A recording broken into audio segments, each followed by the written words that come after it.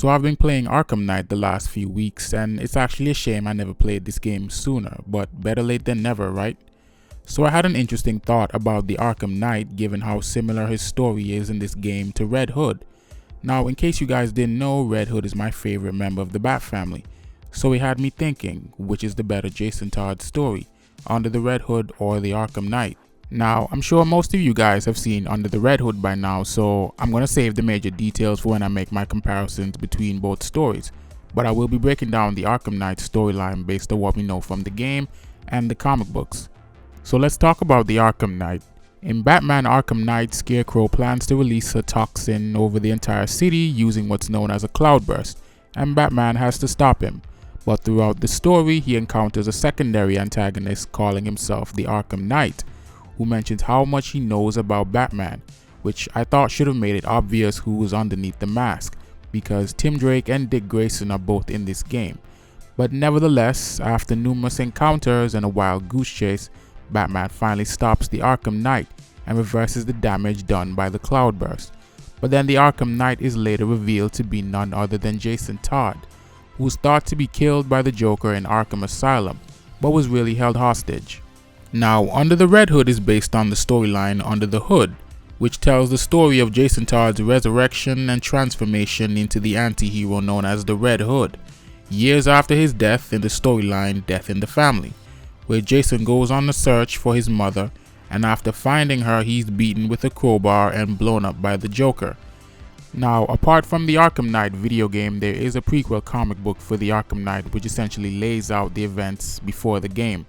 There is another Arkham Knight ongoing series which takes place during the game, but it has a lot of inconsistencies, so for the sake of this video, we're going to ignore it. So let's put these events into context based on what we know from the game and the comic book. Batman stated that the Joker sent him a tape of him killing Jason, so he thought he was dead. I never asked. What's the big secret? Who is the big bad bat? His name.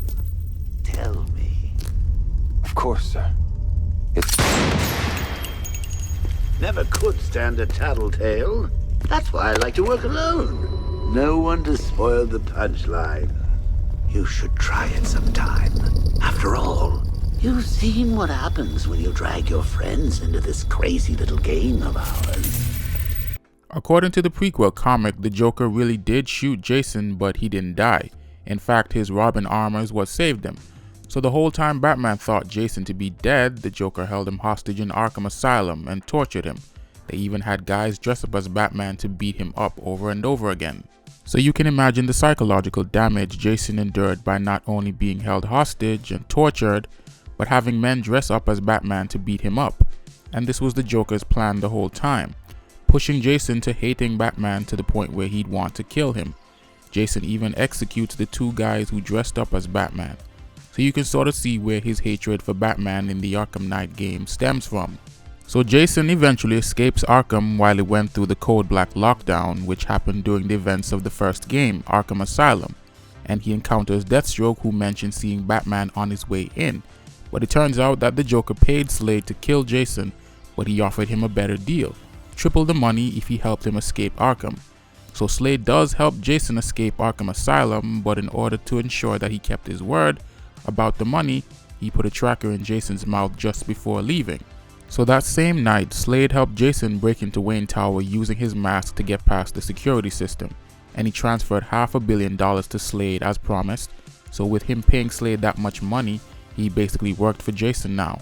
So he arranged for some firepower that could combat Batman's weaponry, which is where he got all these tanks you see in the Arkham Knight game. And Slade also arranged for him to have a trained militia which came from South America, which I believe Oracle does mention in the game, that the Arkham Knight's militia is from Venezuela, which is in South America. Oracle, whoever this guy is, he's a symbol in army. I need a name. All right, we've got something here from a black ops team operating in Venezuela. They discovered a hidden training facility housing soldiers bearing the same insignia. There's nothing but speculation on their commander, though. The only thing sources agree on is his name. The Arkham Knight. The Arkham Knight? Hack into their comms. I need to know what they're planning. Anything else? Now, even after Jason left Arkham, he'd been watching Batman and keeping tabs on him, And to do this, he broke into the Batcave and hacked into Bruce's computer and rerouted his communications to his own feed. This is how the Arkham Knight was able to constantly ambush Batman in the game, so he was tracking his movements the whole time. So now that we have more context on Jason Todd before he became the Arkham Knight, let's compare both stories, starting with their names, the Red Hood and the Arkham Knight. The Red Hood in DC Comics was originally the man who would become the Joker. In his early days, he was a criminal who went by the name Red Hood before he fell into the chemicals that turned his face white and his hair green. So Jason calls himself the Red Hood because it's basically the man who killed him. Now, according to the Arkham Knight comic, Jason met the Joker again after leaving Arkham when Bruce almost died during the events of Arkham City. Remember, during Arkham City, the Joker poisoned Batman, and a huge portion of the game's story is him finding the antidote. So after meeting the Joker again, he sort of convinces Jason that he should be the one to kill Batman. Take the mantle he was too scared to give you. Become a darker knight than Batman ever could imagine. Make him remember he never should have forgotten you. So this is why Jason calls himself the Arkham Knight in the game. So you can see how in both stories, Jason's alter ego is heavily inspired by the Joker. Now let's talk a little bit about their motivations. As the Red Hood, Jason's mission was mostly about cleaning up crime in Gotham, but he had a different method of doing so. According to him, they can never truly stop crime, so why not control it?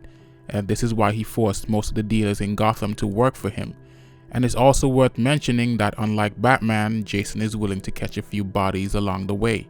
Another one of Jason's motivations in the story is that he wants Bruce to avenge him and kill the Joker. But Batman doesn't kill, and you can kind of understand both their perspectives. Batman can't kill because if he starts, he won't be able to stop. But then imagine you get killed by your mentor's arch nemesis, and you come back to life years later only to find out that he's still alive. Now, when it comes to Jason as the Arkham Knight, his motivation is mainly about vengeance. He wants to kill Batman because he thought he abandoned him in Arkham Asylum and left him to die. Joker sent me the film. I saw him kill you. Don't you dare lie to me!